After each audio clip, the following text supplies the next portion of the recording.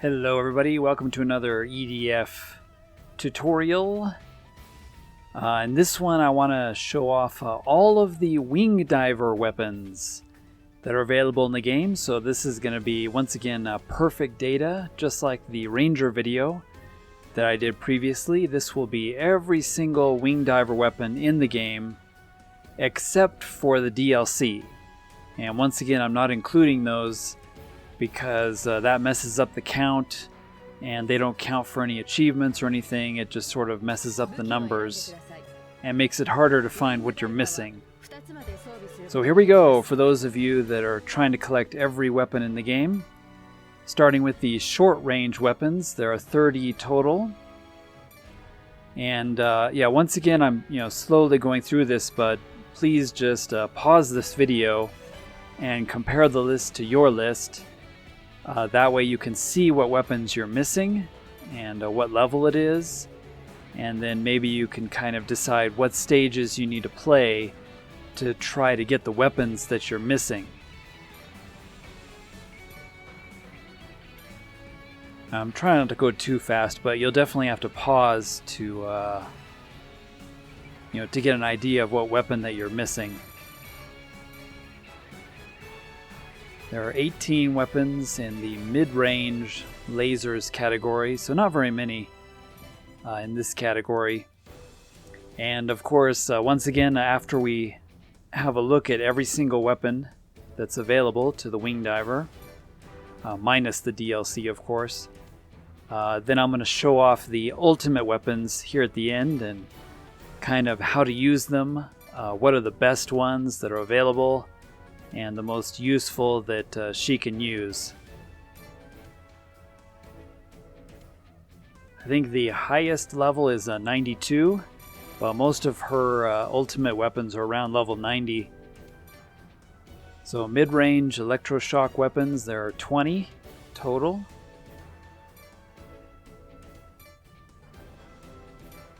Once again, just feel free to pause as I slowly scroll through this and compare it to your in-game list, and that way you can see exactly what weapons you're missing.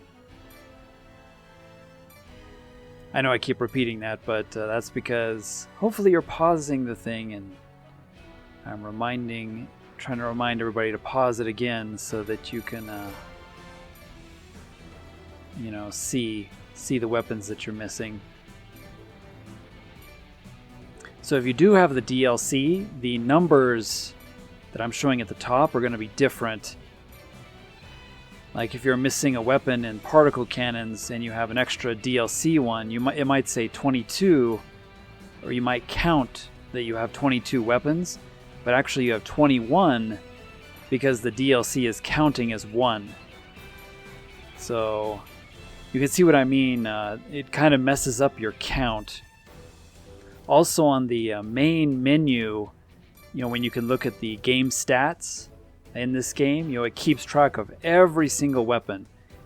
There's a total of 801, and of course that number is also going to get skewed if you have the DLC.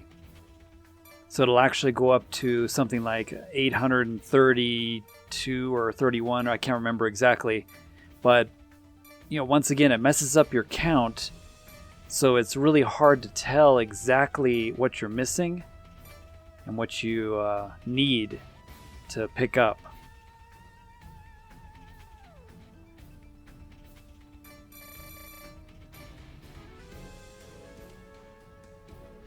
So, that's kind of why I try to exclude the DLC weapons. I mean, it's a little annoying. They don't count, for the achievement for getting all the weapons, nor do they account for the, sort of the 10% achievement when you do get that far into the weapons collection for all characters.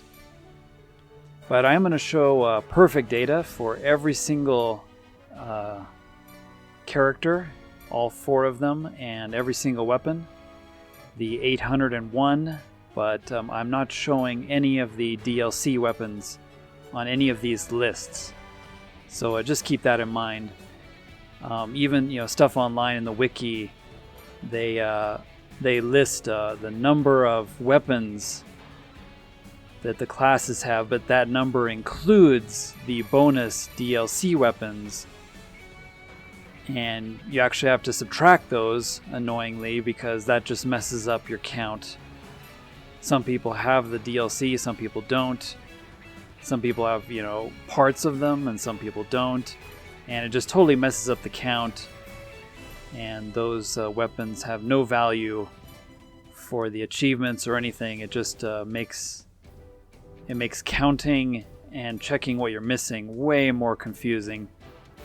And it's already really hard to, you know, collect all the weapons in this game in the first place because of all the repeats. And only certain stages you can get certain level, you know, weapons. Like some of the low level weapons, if you're missing those, you can't get them in Inferno mode in the higher stages. You'll have to go back and do, you know, some of the medium level stages in order to get the, you know, some of the medium level weapons. Those don't actually drop in the higher stages. So keep that in mind. But that's all the weapons there, and the Wing Diver has 176 weapons, okay? And that's clean weapons, just straight from the game.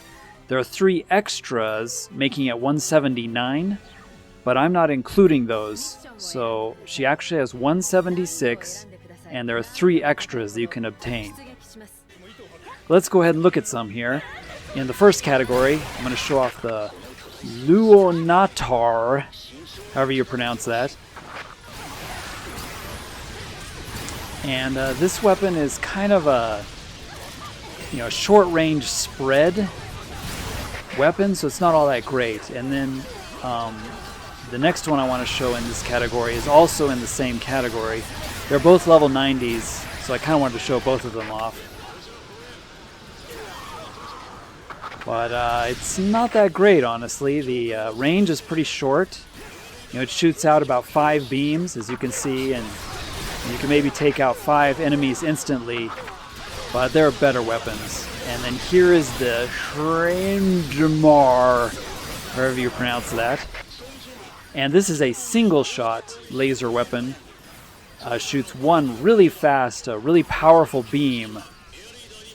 You know, so single-shot target does a lot of damage, but once again, the range is not that great. It's somewhat limited in range. You know, if it was a long-range thing, it would be pretty awesome. But it's not. And it's got 12 shots. It doesn't take your energy until it has to reload. So that's good. But yeah, once again, you know, it does a lot of damage, but it's only like a single-shot beam weapon. So honestly, it's not all that great. In fact, neither of these weapons is really all that great. There are better alternatives to these two, which I'll be showing in a minute, but I just, of course, for completeness' sake, want to show off the ultimate weapons from each category.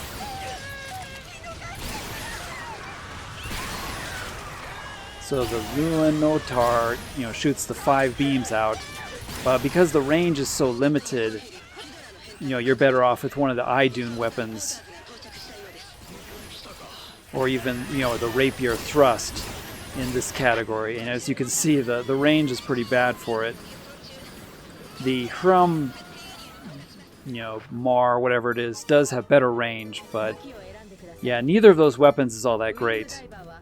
You're better off using, you know, the thrust weapons for close range if you're going to do close range stuff. So let's go ahead and I want to show off the next category, the laser category. These are the ultimate weapons, and I'm showing 2 of them in this category because they're very different. You know, they're kind of different genres of weapon, and these are best demonstrated in underground stage. So let me go ahead and show you this Reflectron laser ZD, which is pretty awesome in underground areas. As you can see, it reflects off of walls and just beams all over the place. It's not all that useful in the outside stages, as it needs to hit things like walls and other enemies in order to reflect. You can use it, in some stages that have a bunch of buildings, and you can maybe, have your beam reflect off of building walls and that sort of thing. But in the tunnels, this weapon is amazing. It just, reflects all over the place, making an impervious wall. Now, the SIG laser is kind of a, single straight target weapon, but when it gets to hitting something, it explodes into a multitude of small beams. So it's also incredibly good at close quarters combat. This weapon is actually similar to the beam attack that the sort of second level alien flyers use against you. Those sort of blue flyers use this beam weapon.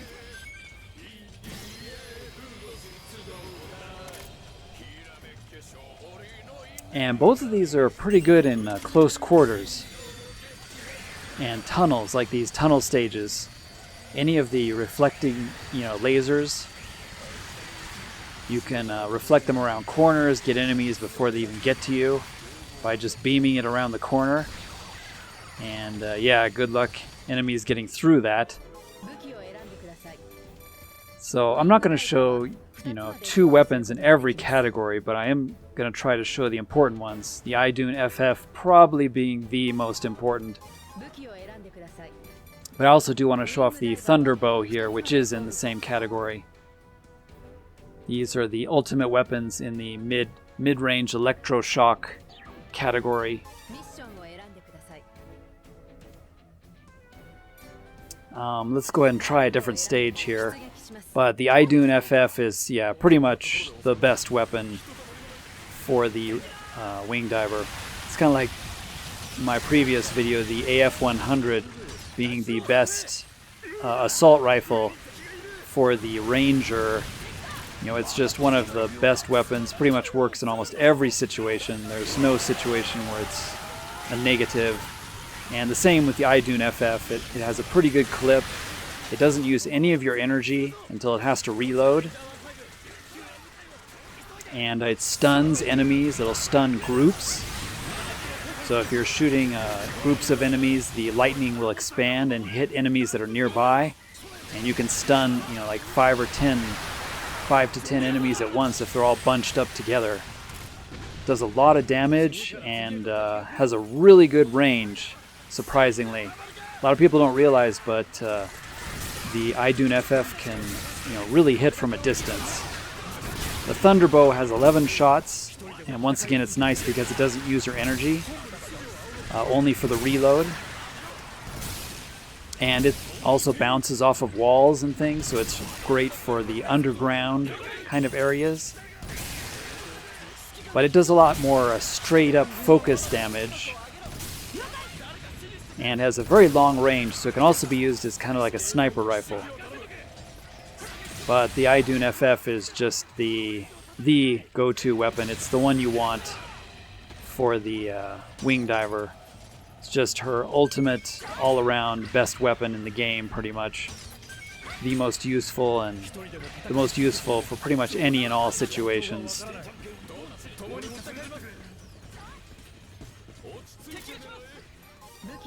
Just wanted to show those two off because they are quite different and they're in the same category. So particle cannons are not all that great, to be honest, but I'll go ahead and show the ultimate one. There are a few different kinds, but let me go ahead and we'll just do the best, the highest level one you can get, the Luxard. And then, of course, sniper weapons. The ultimate sniper is the Gungnir. The highly sought-after level 92. This is the most damaging weapon in the game. The Monster S being the one that you'll use the most playing the game. It's a great sniper weapon, the Monster S. It's probably more useful. The Gungnir is pretty situational, sadly, and that's because of its downfall of having sort of a 32-second reload where you're a sitting duck, it uses so much energy that you can't, fly, you can't recharge, you can't, run very fast, you can't jump, you can't fly, you can't do anything. So you're pretty much a sitting duck after you use the Gungnir. So the Luxord here shoots a spread, which looks impressive, but the problem is it drains the energy faster than you think. And of course, it doesn't have a whole lot of range. It can be good at swarms, swarms coming after you, but because of its high energy usage, it's kind of hard to tell here while I'm shooting it, but each shot uses energy, unlike the Idun FF that uses no energy, and so you can fly and dodge while you're shooting. But if you fly and dodge while you're shooting the Luxord, you're going to run out of energy really quick. Now, if you're just standing, somewhere and shooting this, then it's not too bad. But once again, the energy drain is a huge, negative for it. And a lot of the bullets just sort of disappear at range. I mean, it looks kind of cool, and there might be a few stages where it would be useful, but I mean, if you've got the Idun FF, you're probably better just going with that instead.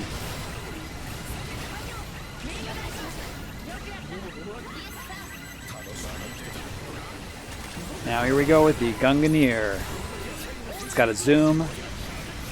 Pretty much a one-shot kill on pretty much everything. Even the most powerful, carriers or that giant robot thing near the end of the game. It can even one-shot kill some of the boss, insects. Like it'll one-shot kill the gigantic spider, the Spider King.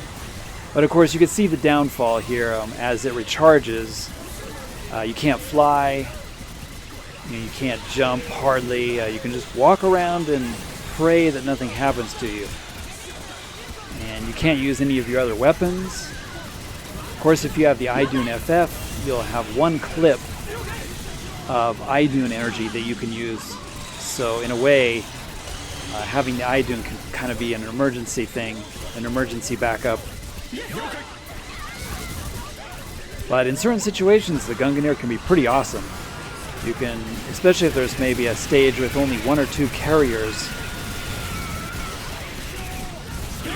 and you can just snipe those carriers down before they drop a single enemy, making the mission completely clearable in seconds.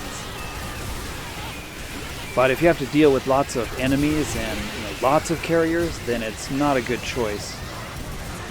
It's very situational. But here we have it recharged and just insta-kill this other carrier here. And once again, we get to listen to the alarm noises while we wait for the recharge. And it's better used when you're with your friends online, so your friends can protect you after you've taken the shot. Because you'll pretty much be a sitting duck after shooting the Gungnir. Still, a difficult to get weapon since it's level 92 and it's a rare drop. Now let's go ahead and look at the ranged attacks, which are all plasma based. And I'm going to do two from this category just because they're quite different. And these are both epic. The Plasma Fall Sigma and the RZR Plasma Launcher, level 92. Both of these are pretty amazing plasma weapons. The Plasma Fall is, mostly for fun. But there's a few missions and a few situations where you can use it to epic extent, like in this one, with all the holes. So Plasma Fall is sort of like a waterfall of plasma, shoots out 5 or 6 shots and just does massive damage in a waterfall, style spread. Uses a lot of energy. You can probably get about 3 shots out of it before you have to recharge usually. But as you can see, it does huge damage. It's a little hard to aim, because it goes out and it falls almost like a grenade, but it's a little different.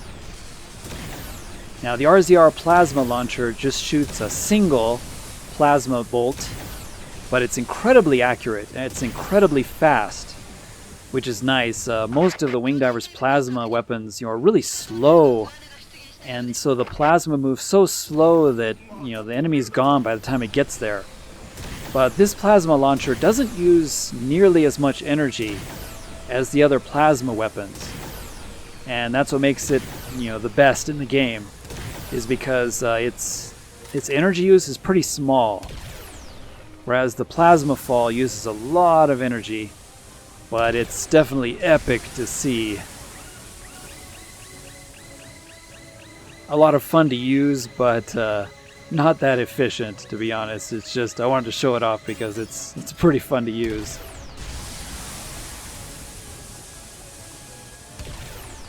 Just look at those insect corpses fly. But it definitely leaves you vulnerable.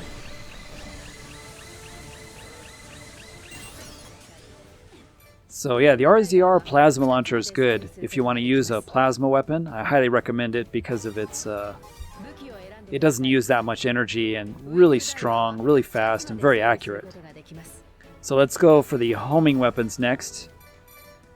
There's the Fenrir, and of course the ultimate version is the Fenrir 3-way.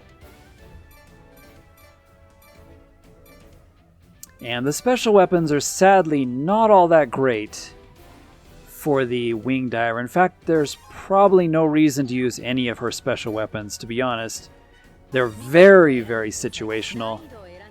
There could be a few situations or instances where you could use her special weapons, but this is a Fenrir 3-way, a homing weapon. There are several versions of the Fenrir, but this is the best one. You got to make sure you're not in a tight space, since it does shoot 3 projectiles, and you can hurt yourself at point blank. Now, Final Days is weird. I didn't quite throw it right there, but it makes this gigantic wall of energy. Try to show it off here. As you can see, has a long recharge, but any enemy that crosses that wall, is going to be insta-killed pretty much. So you can use it to set up a barrier, kind of a barrier of energy. It's called Final Days. And I didn't put it in a very good spot there because it's above everybody's head, sadly. Let me let it recharge here real quick, and I'll try to do a better positioning of it. But the special weapons for the Wing Diver are hard to put in a good position anyway. And once again, the Fenrir also uses quite a bit of energy. So if you're flying and shooting, you're going to run out really quick and you're going to hurt yourself at close range. As you can see, I'm getting drained here, pretty quick. And then you're unable to fly and, escape. And the Final Days just takes a long time to recharge. But yeah, flying and shooting just wastes the energy way too fast. But as a homing weapon, the Fenrir is pretty good. It's pretty good at flyers, I would say. It doesn't do a lot of damage, but it'll knock them all over the place and, make it difficult for them to shoot you. As long as you're just standing, the Fenrir won't consume too much of your energy if you're careful. Let me try doing the Final Days here, aiming it right. So there we go. That's a little bit better placement. So it's this giant wall, kind of a beam thing, and if any enemy walks through that wall, dang it, let go of me. It gets vaporized. As you can see there, I got most of the enemies. But if they walk into it, bam, it just throws them. So you can use it as kind of a defensive, measure, making a wall of energy that enemies can't cross. And if you know where the enemies are coming from, or if you can funnel them through the wall, it can be effective. But because of its recharge, it's not all that great. So most of the special weapons, sadly, are very situational for the Wing Diver, and you probably won't be using them for most of the game. It just takes up a weapon slot. The recharge is so long. I mean, the charge time is 60 seconds. You can see here on Final Days. So waiting a whole minute, without that extra weapon can be fatal. But that's it for the Wing Diver. I want to thank everybody for watching, and I hope you enjoyed this video. I hope it helped you with your collection. So good luck getting all those weapons. If you like Japanese games and other such things, check out my main channel. I got a bunch of cool Japan content there at YSGuruJapanGaming.com. The link is also in the description. And that is my main channel. But yeah, EDF 4.1 is a Japanese game. But it is kind of a frustrating one, especially if you're trying to collect all the weapons. So I hope this was helpful to everybody. Thanks for watching, everybody. Hope you enjoyed. Take a look at the main channel, and we'll see you all in the next video. Ja minasan, mata ne.